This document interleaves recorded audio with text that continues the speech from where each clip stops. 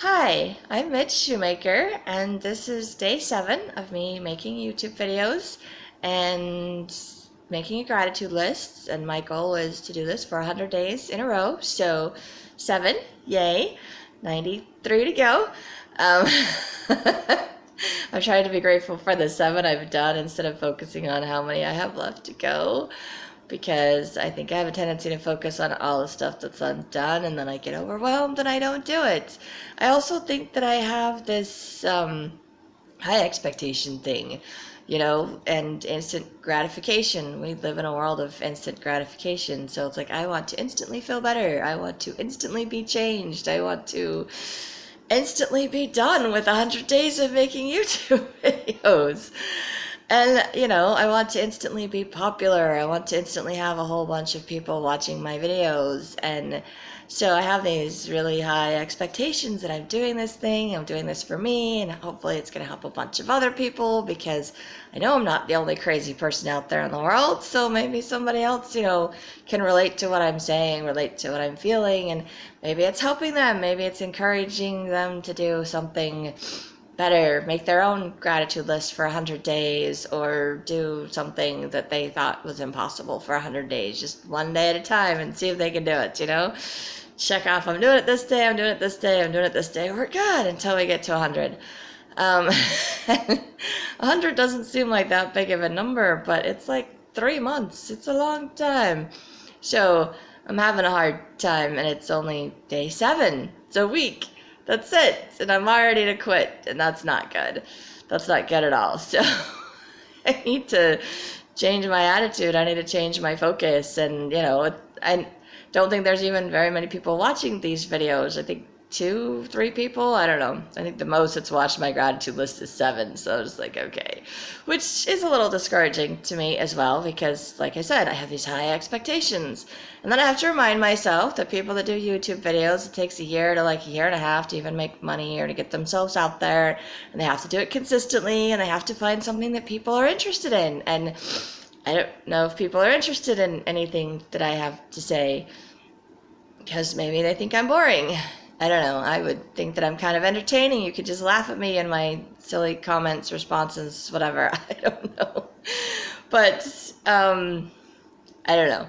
I don't watch a whole lot of YouTube videos. I don't know what people put out there. So this is just me, and I'm doing this for me. And I had to remind myself of that today, that I am doing this for me, because this is what I feel like I need to do, to put myself out there, to walk through this healing process, to change my thought process, my attitudes, to focus on the positive things instead of the negative things, to help me to promote the books that I'm writing and working on. And it's occurred to me that I haven't talked a whole lot about like the books that I'm writing on, so I don't know if anybody even knows what I'm writing about. So they're just like, okay, she's writing something. So maybe it would help if I shared some of that. I'm almost finished. I need to just get myself to start writing again. I have like 2 chapters left to finish the book that I'm in. And then obviously there's the whole revision and all that other stuff that I have to do before it actually goes out to be published. But I've created this other world with people and magical powers that they have. I call them like powers of the land. There's like 15 of them, and one of the powers you have to combine all 14 other powers to create, so it's not one that people are innately born with. The other 14 are ones that people are born with, and some choose to develop them and learn how to use them. Some kind of ignore them, pretend they don't have them. Different things like people normally would do with their talents. And so it's an entire series of all of this. I don't want to give away too much spoiler alert things. I'm really good at that. I just get really excited about my books and my writing. And the crazy thing, and maybe the hard thing for me, is that these are all stories that I've kind of created in my head. They've been daydreaming has been my escape for most of my life from the trauma and the things, and not feeling like I could express myself to other people, or not feeling like I was heard by other people. So I created characters in my head, stories in my head that are, the main characters are usually based on me. I'm that person in my head, and I get to be angry. I get to say what I'm feeling, and the other person has to respond the way that I want them to in my head, in my stories. And it helped me to process, to deal with, to fantasize about this other world, these other characters. And now the scary part is sharing that with other people and being like, hey, I created this whole other world. This is what I run away to in my head that nobody else can see, nobody else knows. And now I'm writing it down and I'm sharing it and I'm going, hey, look, this is my book. And so when I started to do that several years ago, I can't even tell you how many years ago that was now. Yeah, I procrastinate, I put things off, and when things don't go the way that I want, I just kind of quit. I put things on hold, I let life get in the way. So this is me trying to pick it back up and finish what I started and put myself out there. But initially, I started by writing one book. I called it The Fall of Espenglandia. And I wanted to write that book. It was kind of to set the stage, to explain all the different powers, and to explain like the differences between the two kingdoms for like the future story of the Wise One, which is, I call it my the Wise One series, because that's the one that I wanted to write. That's the character that I based off of me that I don't want to share with the world. I will, I promise. I will get to that. I actually started that book, and then I started it, and then I had a couple of people suggest that the character that I had acted a little too old, and I was like, well, it's okay, because at this age, lots of kids can do that, especially if they've had trauma or other things that happen, like, oh, well, you have to write about that. So I went back and I had two different beginnings for that book, and now I have them combined. The second beginning meets up with the first beginning. So originally it started when she was 9, and then it goes back to 5, 7, 9. So now she's 9 again, and I still have to finish that book. So yes, I'm in the middle of lots of books, like 5 actually. One I did finish, that was The Fall of Espenglandia, but I had too many characters and I used them from different characters' points of view, so it wasn't something that other people could read or follow along. Maybe some people can. I mean, my sister did. She read it, but then she said eventually she just combined all the Teachers of Powers as like one character, and I was like, but they're 14 different people. And she was like, they're one character. And I was like, okay, in my head they're 14 different people. So it was a little disheartening to me, but I was like, okay.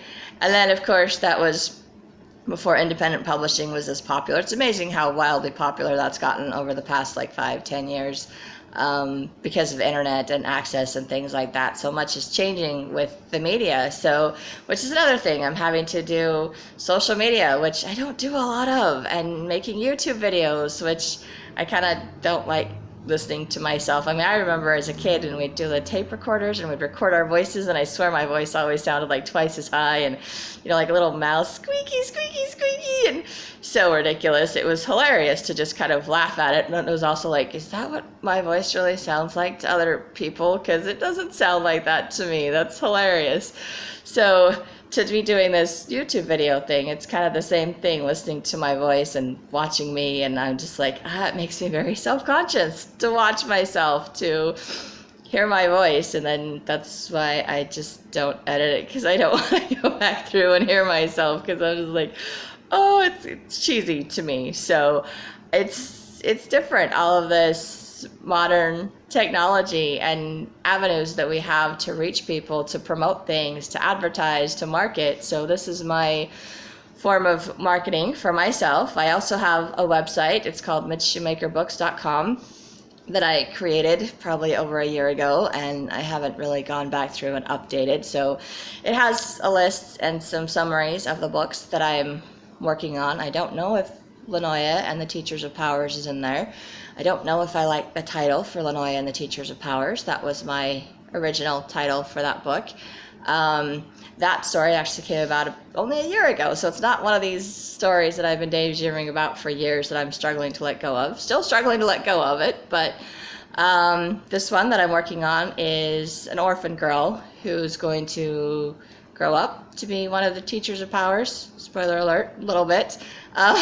Anyway, it's her, and she has a power of the land. She just doesn't realize that she has a power. So she gets she gets accused of stealing something she didn't steal, and she gets taken to the palace, and then she gets sentenced to the chapel to where all the teachers of powers are to learn. And to her, it's a punishment, and to the people there, it's this gift that they're offering her, that she gets to learn, she gets to develop her powers, and she gets to, you know, take on one of the greatest roles in the kingdom, to be a teacher. And she's like, no, I don't want any of this. I'm like, this is a punishment for something I didn't do. So it takes time for her to figure out if this is what she wants to do, or to accept the gift that's being offered to her, basically. And the point of writing that book for me was to introduce all the different teachers of powers that are going to be in the Fall of Espinglandia, and that are going to randomly appear throughout the Wise One series, which when I get those books out and published, you'll understand why. I don't want to get into all of that right now. That'd be crazy. But anyway, that's what this book is for, is to kind of introduce all the teachers of power, so that when I go to the Fall of Espinglandia, that I was in the process of rewriting, I don't have so many characters, or when I introduce the characters, it's kind of like, oh, you already got to know them a little bit, you have an idea as to who they are, and you're going to be seeing things from their points of view. And although this book is all from Lenoya's point of view, the Fall of Espinglandia is not from Lenoya's point of view. And my mentor did suggest that I have enough chapters and information in the Fall of Espinglandia that I could actually split that into 3 books. I've kind of got titles for the other 2 books if I split it. I just haven't entirely decided I'm going to split that book yet. I think it's going to depend on how it turns out as I go through the rewriting process, because I have to cut out a lot of characters, and, well, not cut out characters, just characters' points of views in the Fall of Espinglandia. So there's several chapters that have to be removed, and if I want those things in there, I have to introduce characters' points of views to have that scene in there. So I've had to cut out some scenes and things, which is hard, but as a writer, they say you have to kill your little darlings. I don't like that sentence, killing your little darlings. That doesn't sound very nice to me at all. I don't know who came up with that. I don't like it. But I do have to let go of things that don't work. And I think the same is true in my life. I have to let go of things that don't work. And the negative thinking and the being discouraged or giving up just because things didn't turn out exactly the way I wanted to, or they didn't happen instantaneously, this instant gratification thing, then that doesn't work, because then I give up and I miss out on my dreams, and I miss out on opportunities, and I don't finish things, and I have no idea how things would have turned out or how things will turn out. So I need to stop trying to beat myself up for how they would have been or what could have been if I'd done this sooner or done this earlier, because I didn't, and I'm not a time traveler. I can't go back in time and change that. So that's done. That's over. I can't go back, but I haven't given up on my dream of being a writer. So I can move forward with that, and I can finish this book and see what happens and put myself out there. And maybe what I'm writing is something that people will be interested in, and they will enjoy it, and it will bring them joy, and hopefully they'll share it. Even if they don't share my YouTube videos, they will share my books with other people. So word of mouth, that's the way that I'm going with advertising my books right now, because I don't want to go through the long process of the whole trying to write a query letter and getting an agent and then getting a publisher and then having it be another year to 2 years before my book finally gets published, and then having somebody else decide what the name of my book gets to be, and somebody else having the copyright for my books or something. I don't know. I'm having a hard time letting go. So the fact that I'm talking about it, I'm sharing it, and that I'm planning on publishing it, hopefully in the near future, it's scary for me. It's scary for me to take new steps, to do new things, but I think it's also kind of eating me up, holding on to it. Like, it makes me not want to be able to do anything else, because my focus is just, I need to finish my book, and it's in the back of my head all the time, I need to finish my book.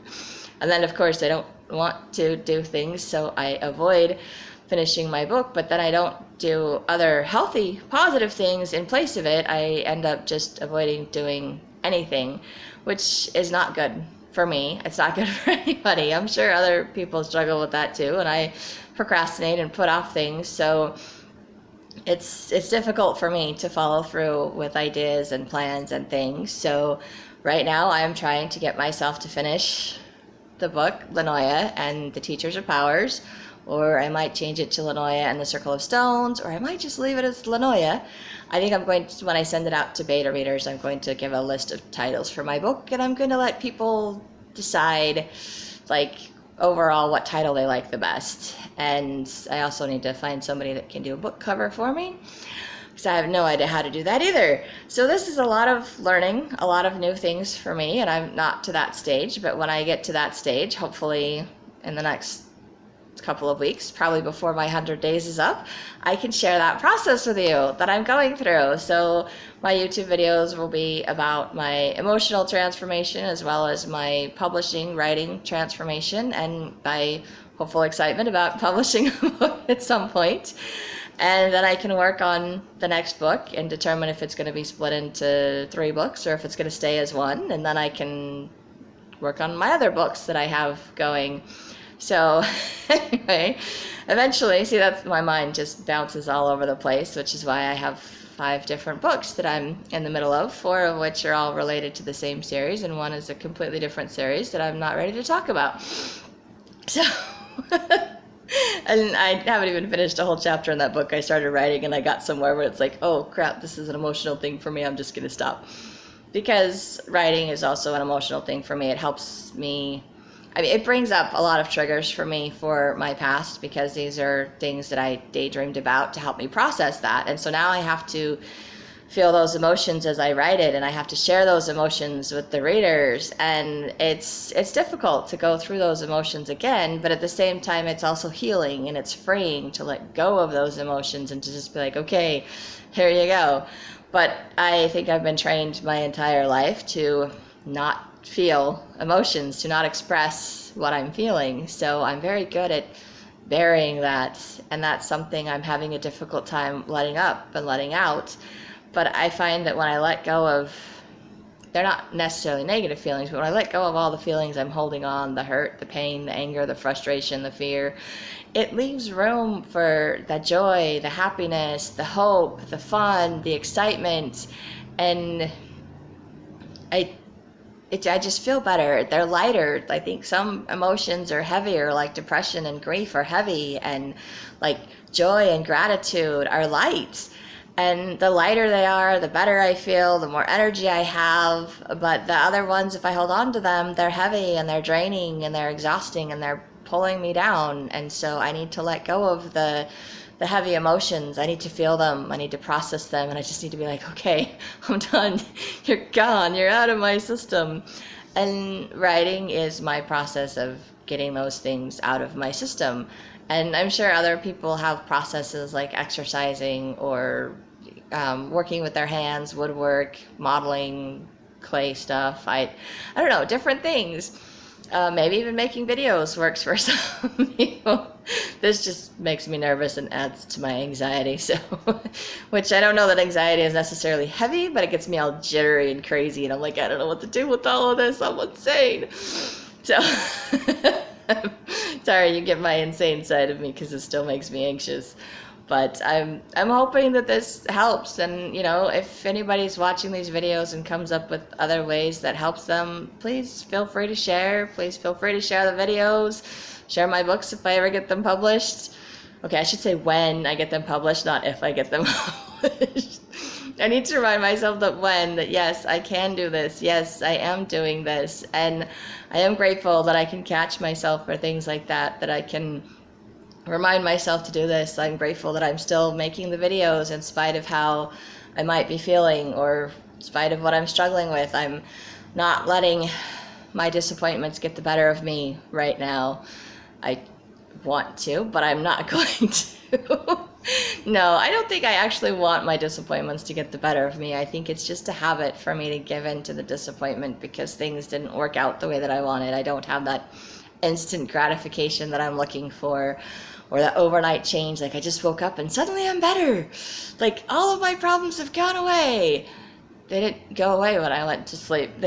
They're still waiting for me when I wake up, which is not very nice of them. I just keep waiting for that, little fairy to come and clean my house, and that little fairy to come and pay my bills, and that little fairy to finish my book and publish it for me. And just be like, wake up and like, hey, look, it's been 100 days and I'm all done. This is awesome. And I don't even remember all of it because it just happened overnight. I just woke up, but it's been 100 days. But then that would mean that I slept for 100 days, and that would be sad because I would miss a whole lot of life. I would miss a whole lot of opportunities. I would not get to meet a lot of people in 100 days. I would not get to finish my book. I would not get to have the success of doing that, the accomplishment, the sense of accomplishment for doing that, because then somebody else would have done it, and then it's somebody else's work, and it's not mine.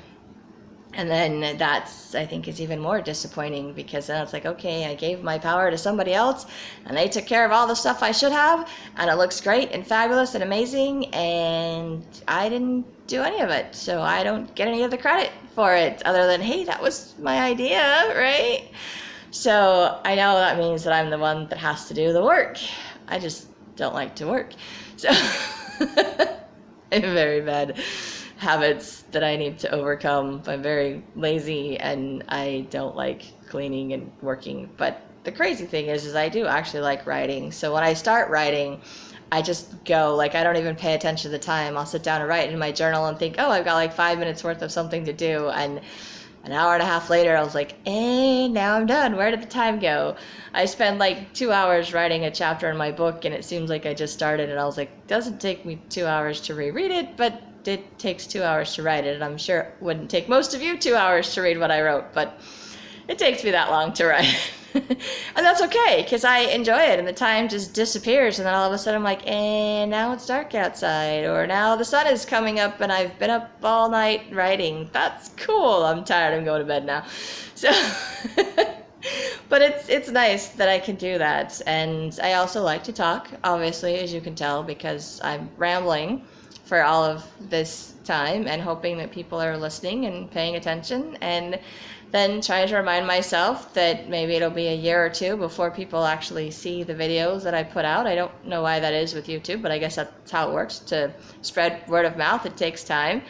And, you know, maybe these videos will never be popular. Maybe it's not something anybody will ever watch. But if I do this every day for 100 days, at least I will have the sense of accomplishment that I did this, that I followed through with a prompting, an impression that I felt that I needed to do this, that I accomplished something I was set a goal for, that I followed through on things, and hopefully also that I focused on all the things that I'm grateful for in the process.